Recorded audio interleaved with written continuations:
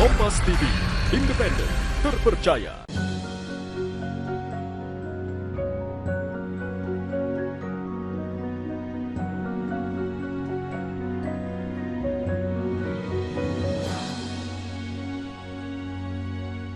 Bismillahirrahmanirrahim.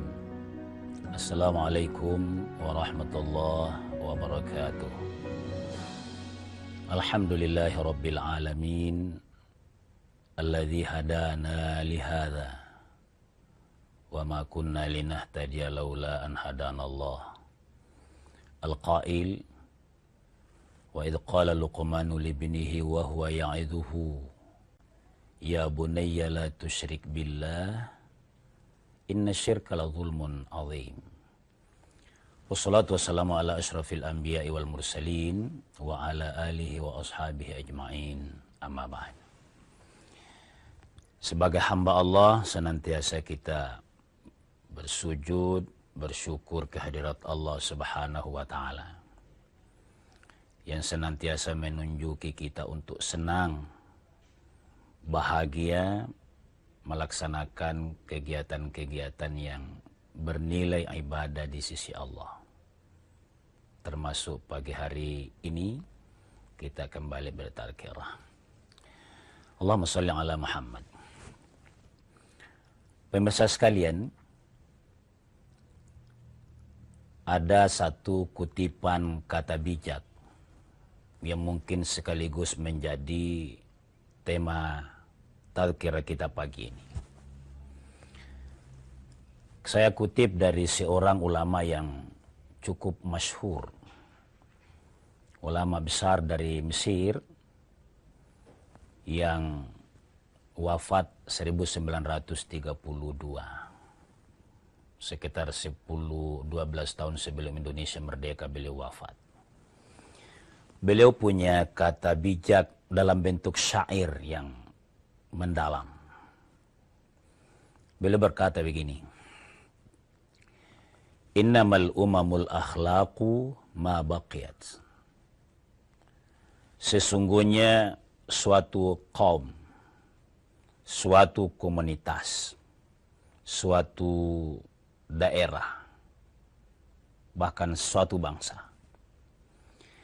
akan dianggap ada, diakui eksistensinya,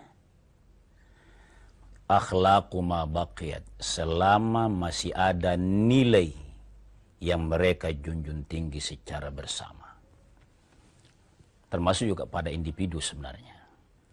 Seorang individu hanya kita anggap dia ada kalau dia punya nilai yang kita tahu dia junjung tinggi. Sebaliknya pemirsa sekalian, kata Syauqi, Ahmad Syauqi B, fa'inhum, apabila mereka sudah jenuh, sudah berkehidupan pragmatis, mungkin karena ilmunya sudah tinggi, pencapaian sangat tinggi, tapi kehidupannya pragmatis, menghalalkan segala cara, menginjak-injak yang namanya akhlak, adab, aturan, sistem. Pokoknya yang penting tujuannya tercapai. Zahabu, suatu tanda awal bahwa suatu kaum itu akan pergi, akan hilang, akan dianggap sebagai buih. Boleh jadi dia sebuah bangsa yang orang bilang besar, tapi dalam percaturan pergaulan dunia tidak dianggap apa-apa. Kenapa demikian? Kuncinya akhlaqu ma baqiyat, kalau dia punya nilai. Sebagai bangsa yang besar kita Indonesia, syair Syauqi ini harus menjadi perhatian. Kita telah bersama. Apa negeri kita punya nilai di mata negeri lain? Jangan-jangan merosot. Tapi kita optimis, masih ada. Nah, itulah sebabnya pemirsa sekalian, menjadi sangat urgen kita mewariskan pendidikan akhlak kepada generasi pewaris masa depan yang sah. anak-anak muda kita. Sebagai orang yang cinta agama, sebagai muslim maksudnya, sebagai orang yang cinta bangsa ini, amanah yang memuliakan di pundak kita adalah menganggap urgensi pendidikan akhlak itu kita terapkan ke anak-anak kita. Kita tidak boleh abai. Kita tidak merasa generasi yang aman kalau tidak mampu melihat bahwa jejaring pendidikan kita terwariskan kepada generasi muda. Syair tadi memang menarik sekali karena dia keluar dari orang yang bijak, menyentuh seluruh bangsa saat itu, membangkitkan. Era itu kan era Perang Dunia Kedua. Sekarang pemirsa sekalian, saya mau bawa ke hadis Nabi. Betapa urgensinya pendidikan akhlak ini kepada generasi kita. Nabi bersabda seperti ini. Hadis yang diriwayatkan oleh Ibnu Majah. Saya senang pemirsa sekalian menyebut perawi hadis ya. Karena kita beragama tidak cukup walaupun kita orang awam. Hanya tahu mendengar dalil. Kalau tidak mengenal dari mana dalil itu dikutip. Kalau kita sebut sumber itu selain dari Al-Quranul Karim, disebut misalnya Sahih Bukhari, yakin insya Allah sahih hadisnya. Bukhari, Muslim, Ibnu Majah, Tirmidzi, Abu Dawud, yang sering disebut dengan Kutubus Sittah, kitab yang 6, sekian puluh ribu hadis. Kalau di dalam ini makmum maki, kalau kita orang awam. Nah, Ibnu Majah meriwayatkan begini. Rasulullah SAW bersabda, akrimu. Coba perhatikan redaksinya. Dari kata karama menjadi akrimu. Akrama yukrimu ikraman, itu memuliakan. Muliakan auladakum, anak-anakmu. Bahasanya luar biasa. Bagaimana memuliakan anak kita? Banyak orang yang menganggap itu bukan hanya amanah, dia miliknya. Tapi justru dia amanah dari Allah. Mungkin tidak salah kalau kita merasa milik kita itu anak. Tapi yang paling benar dia adalah amanah. Akrimu auladakum. Muliakan anakmu itu. Tentu pertama anak biologis kita. Termasuk kepada anak ideologis kita. Anak didikan, anak lingkungan, anak masyarakat kita. Selanjutnya, wa ahsinu adabahum. Perbaiki adabnya mereka, akhlaknya mereka. Hadis ini sebenarnya pemirsa sekalian mestinya menumbuhkan semangat himmah untuk kuat memperbaiki diri.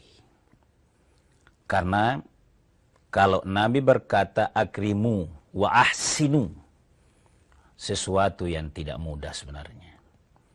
Kita seringkali merasa begini. Punya himmah yang besar anak kita berakhlak mulia.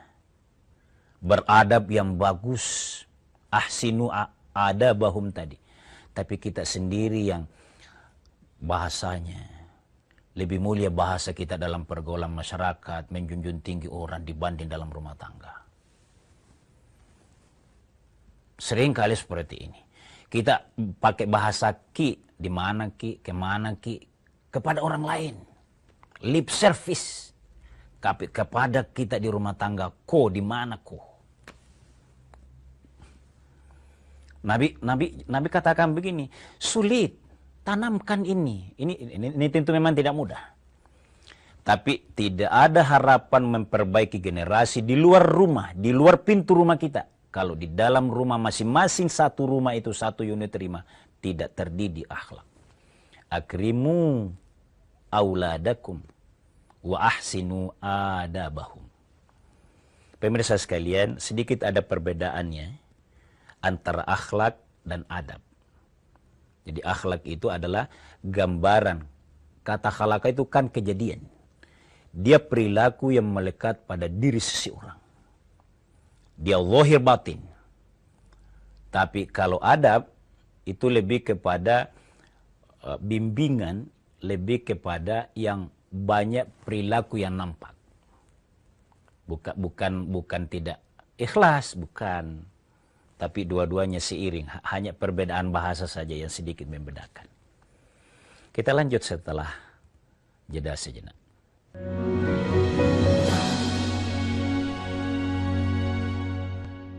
Menyegarkan suasana di pagi hari dengan informasi terkini yang dinanti. Warga Depok, Jawa Barat dikejutkan dengan terbakarnya gudang penyimpanan aki. Mengakibatkan banjir merendam permukiman warga. Merusak sejumlah fasilitas wisata. Berita dari seluruh penjuru negeri kita amati, menyemangati di setiap pagi. Mantan Hakim Konstitusi Anwar Usman pingsan setelah melakukan proses Sapa hukum Indonesia bakti sebagai pagi, Hakim Konstitusi. setiap hari pukul 7 pagi, live di Kompas TV. Berbagai aktivitas mulai dari kebijakan hingga kegiatan sehari-hari kini dengan mudah diakses melalui platform digital. Jadi artinya siapapun sekarang harus sadar media, termasuk dalamnya sadar media sosial. Karena di era digital sekarang ini semua orang terfokus di situ. Yang bertahta baik di legislatif maupun di eksekutif itu tidak ada pilihan, dia harus yang aktif belajar. Jadi justru dialah yang harus belajar tentang diksi, narasi, intonasi. Konten pejabat di media sosial lebih banyak informasi atau pencitraan? Pencitraan. Siapa yang menguasai media, maka dia yang menguasai dunia.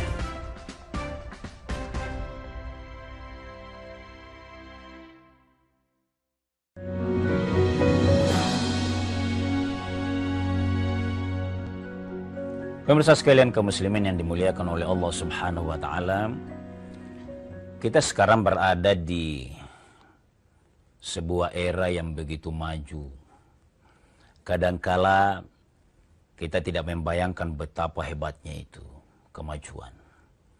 Misalnya di HP, di Android kita itu generasinya berganti terus. Begitu cepat kita ada di dalamnya. Ini sedikit membawa tantangan kepada kita. Tapi kaum muslimin harus diajarkan untuk tetap tegar, tenang. Bahwa pengaruh perkembangan ilmu itu boleh ada. Tapi pendidikan akhlak itu tetap sebuah benang merah yang tegak, yang tegas lurusnya.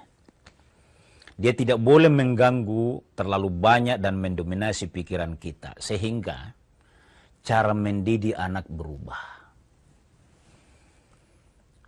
Ini ya, itulah sebabnya kan Nabi katakan begini. Adibu auladakum. Didik anakmu itu. Sebelum dia lahir, 25 tahun sebelum lahir. Maknanya di sini kita yang harus sangat siap. Sangat siap. Jadi ibarat konsep ya.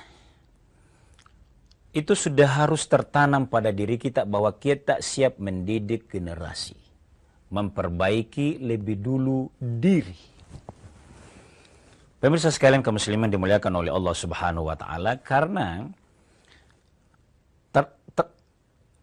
kepada generasi biologis misalnya dan generasi ideologis kita, inilah pemberian terbaik dari generasi, dari orang tua misalnya ayah, ibu di rumah tangga.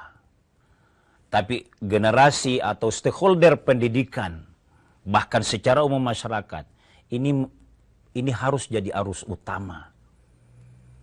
Kalau kita seperti Syauqi tadi, masih mau melihat tegaknya keberadaan eksistensi komunitas kita, daerah kita, kuncinya pendidikan yang baik ini.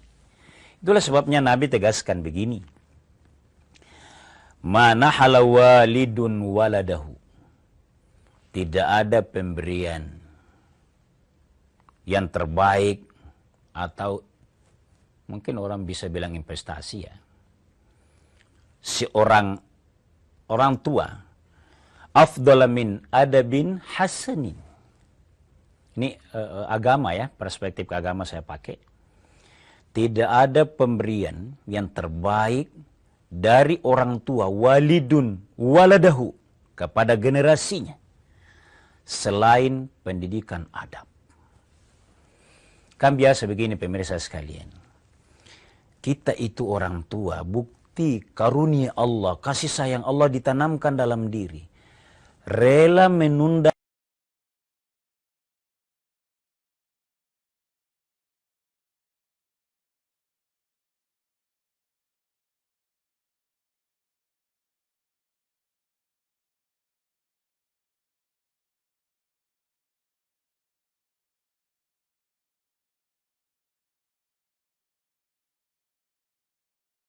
penting itu. Tapi bagi yang sangat sulit kehidupnya, kadang-kala menunda makan. Banyak yang kita dicontohkan oleh media-media kita juga yang bagus. Banyak orang tua yang rela mendahulukan. Tapi yang terbaik itu adalah apapun yang kita berikan, sebisa mungkin include di dalamnya pendidikan akhlaknya, pendidikan adabnya. Ini kalau kita ambil contoh ya, dewasa ini betapa tantangannya luar biasa kepada orang tua. Anak masih balita, masih di bawah 5 tahun lah misalnya, sampai 7 tahun. Kita sibuk. Kita biasa terbawa kepada suasana asal dia tidak menangis.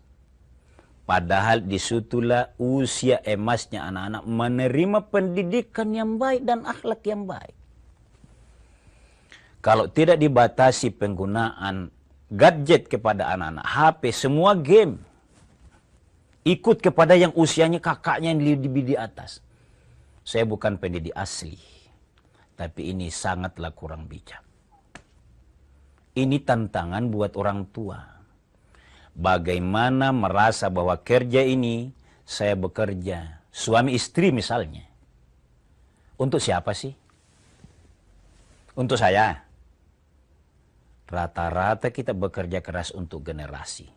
Tapi pada saat yang sama, kita kasih, ibaratnya bahasa mungkin terlalu cepat saya katakan, racun yang mendidik akhlaknya mereka. Karena ini harus ada kesadaran untuk orang tua itu masih lebih mengutamakan kontaknya. Itulah sebabnya saya masuk beberapa kantor itu, layanan-layanannya di dalam hampir semua kantor sekarang ya, keren. Karena di tempatnya ada tempat kalau ada orang yang bawa anaknya, tempat bermain yang aman. Hampir semua kantor diharuskan begini. Kantor ramah anak lah kira-kira. Itu keren. Apa artinya ini? Agar anak itu, orang tua yang punya profesi, tetap dekat berinteraksi dengan anaknya. Karena itu tadi, tidak boleh kita berharap agama, tauhidnya generasi 15, 20 tahun, 30 tahun ke depan. Kalau hari ini kita tidak secara bersama-sama atau hanya menyerahkan pendidikan itu kepada pendidikan formil semata. Pendidikan formil, namanya saja formil. Mau jujur atau tidak, pasti di sana di dunia pendidikan formil itu transfer of knowledge, transfer pengetahuan. Ada adabnya banyak. Tapi yang paling banyak mendidik adab adalah dalam pendidikan orang tua. Penjelasan ini selalu kembali kepada hadis Nabi tadi. Akrimu wa ahsanu adabahum. Pendidikan akhlak, pendidikan adab harus jangan terlalu tinggi teorinya. Mulailah dalam rumah tangga kita masing-masing. Kita lanjut setelah jeda sejenak.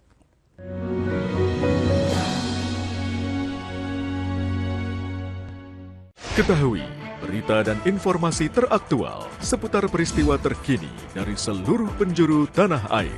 Longsor menimbun 8 rumah, 5 orang tewas. Hujan deras membuat ratusan rumah terendam banjir. Harga plastik terus melambung hingga mencapai 100%. Inilah Indonesia Update selengkapnya. Beragam informasi terbaru dari seluruh penjuru tanah air akan kami hadirkan untuk Anda. Indonesia Update, Senin sampai Jumat, pukul 3 sore, live di Kompas TV.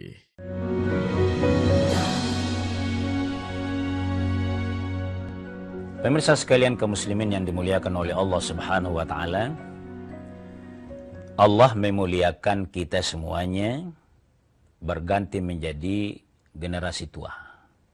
Kita yang bayi dulu, 15, 20 tahun, 30 tahun kita yang dewasa, kita yang mendidik, selanjutnya akan tua. Ada yang harus kita jawab secara terwariskan juga. Apa itu? Pemahaman akan tanggung jawab mendidik generasi ini. Kalau begitu pemirsa sekalian, saya mau bacakan hadis dari Abu Dzar. Abu Dzar Al-Ghifari adalah orang yang sangat tawadu, selalu mendampingi Nabi. Nabi tahu akhlaknya. Nabi bersabda, "Ya ma'syaral muslimina." Ayo kita perhatikan ayatnya ini. Dia motivasi besar sekaligus tanggung jawab di dalamnya. Wahai sekalian kaum muslimin, marzaqahullahu biwaladin. Siapa yang dikaruniai oleh Allah sebuah amanah dengan ada anak, biwaladin, fa'alaihi, maka sebenarnya di pundaknya ada amanah. Alaihi. Dia yang harus merasa itu amanah, bahwa karena dia yang punya amanah, kalau dia mau baik, baik ini barang. Kalau saya salah, salah ini barang. Dan betul begitu tuh. Maka fa'alaihi bita'dibihi wa ta'limihi. Hendaklah dia, kalau hadis ini ya, mendahulukan adabnya sebelum ilmunya. Adab itu perilaku. Kalau ilmu adalah ilmu pengetahuan yang menjadi modal kehidupan, keterampilan di berbagai macam. Yang namanya profesi nantinya. Itu ilmu pengetahuan. Fa inna man 'allama waladahu wa addabahu. Karena sesungguhnya orang yang mendidik anaknya, termasuk adab di dalamnya, razaqahullahu syafa'atahu.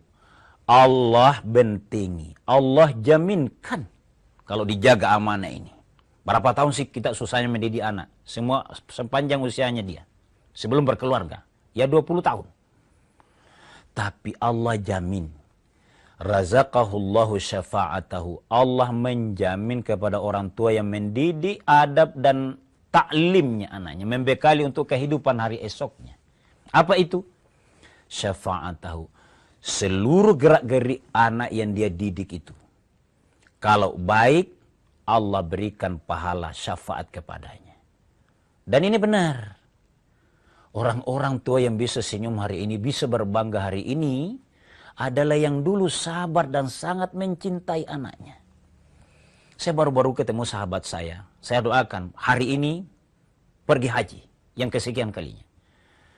Belum lama setelah Ramadan dalam halal bihalal, dia berkata begini ke saya, alhamdulillah sekarang saya sudah pensiun. Tapi jauh luar biasa bahagia aku. Saya ceritain tanpa menyebut namanya. 3 anak saya dulu bandel-bandel, tapi sayangku ke dia mendahului daripada kebandelannya. Dia bilang, laki-laki anaknya. Oh, ada perempuan 1, maaf. Tapi dia, kenapa? Menetes air matanya bercerita ke saya, walaupun singkat. Karena dalam momen halal bihalal. Karena anaknya sayang, lemah lembut bicara ke orang tuanya. Membuat orang tua menangis. Ini namanya syafaat di dunia. Kalau di dalam ini syafaat di akhirat kelak. Kenapa? Yang dia sampaikan ini sahabat saya, sedikit kakak dari saya. Karena dia bilang, saya mendahulukan kasih sayang saya kepada dia kebanding tahu bandel-bandelnya dan salah-salahnya anakku. Itu syafa'atahu. Nah, di sini pemirsa sekalian. Yang terakhir, sebaliknya, wa man taraka waladahu jahilan, siapa-siapa yang membiarkan anaknya, dia yang mau sibuk terus mencarikan rezeki kepada anaknya, dia lupa solehkan anaknya sebagai tanggung jawab, maka kana kullu dzambin amalahu alaihi. Coba, kana kullu dzambin amalahu alaihi. Setiap amalan yang salah, amalahu diamalkan oleh anaknya, alaihi, menjadi tanggung jawab orang tua. Tanggung jawab. Hadis ini yang diriwayatkan oleh Abu Dzar. 2 hal. Pertama, motivasi untuk bersabar, menyayangi, mendahulukan kasih sayang kepada anak dan mendidiknya adab. Butuh kesabaran. Dan sebaliknya, kalau itu kita abaikan, apapun alasannya, kesibukan, mengejar diri sendiri, pendidikan anak terabaikan, kullu amalahu alaihi, amalnya anak menjadi alaihi, tanggung jawabnya kita. Kena. Naudzubillah. Nah, pemirsa sekalian, disinilah substansinya. Apa yang menjadi program bersama banyak kementerian di negeri ini, ya Kementerian Agama, Kementerian Pemberdayaan Perempuan, pemerintah daerah, untuk sebelum menjadi orang tua, sebelum berkeluarga, taruhlah misalnya 20 tahun, karena wajibnya nikah sekarang itu kan rata. Bolehnya dicatat pernikahan itu umur 19 tahun laki-laki dan perempuan. Maka itu ada namanya, ada proses. Selain ta'aruf, itu ada namanya suscatin. Ikuti ini. Karena calon orang tua, calon ayah, calon ibu tahu bagaimana kedewasaan dia itu sudah siap karena tinggal setahun punya keturunan. Itu disuscatin begini. Kalau Anda sekarang ini menyayangi orang tuamu, itu karena orang tuamu menyayangimu dulu. Kalau kamu disayangin anakmu nanti 15-20 tahun ke depan, maka caranya begini. Anda harus siap, ini amanah. Itu ada namanya suscatin. Ini tolong kaum muslimin ya, diluangkan waktu. Jangan mau berkeluarga, mau menikah, seluruhnya diwakilkan. Tidak pernah mau kunjungan, biasa aja itu. Ini tanda-tanda pemirsa sekalian ya. Kita tidak boleh kaget-kaget, secara pengadilan kaget, media kaget. Kenapa? Oh, di pengadilan perceraiannya lebih banyak, tahun ke tahun. Ini diabaikan begini nih. Padahal pemerintah itu menyiapkan itu minimal 12 hari. Ini tidak main-main. Bukan sekedar penyatuan dua keluarga itu berkeluarga. Bukan. Untuk generasi, sekali lagi pemirsa sekalian, ini perlu disosialiskan sama-sama. Karena ini bukan sekedar kebutuhan biologis. Bukan sekedar uang panah yang orang bergurau di situ. Ini masalah kelanjutan tauhid. Ini masalah kelanjutan generasi. Ini masalah kelanjutan keimanan kepada Allah dan ketenteraman hidup bahagianya seseorang. Saya sengaja tadi ambil kata pensiun. Apa yang kita mau nikmati di dunia kalau pensiun di dunia, kalau anak kita tidak berbakti? Kalau kita bilang ke akhirat, kalau tidak ada kiriman pahalanya, amal jariahnya dari anak-anak yang kita besarkan dan kita didik itu. Makanya kesimpulan pemirsa sekalian kaum muslim yang berbahagia, dengan semangat, pendidikan anak bukan sekedar tema biasa, pendidikan akhlak dan adab bukan sekedar tema yang diangkat-angkat, tapi dia sesuatu yang substansi dalam dua kehidupan orang tua, dunianya, akhiratnya. Adab dan akhlak menjadi kuncinya. Semoga Allah memudahkan semuanya atas maunannya kepada kita sekalian. Wallahu waliyul muttaqin. Wassalamualaikum warahmatullahi wabarakatuh.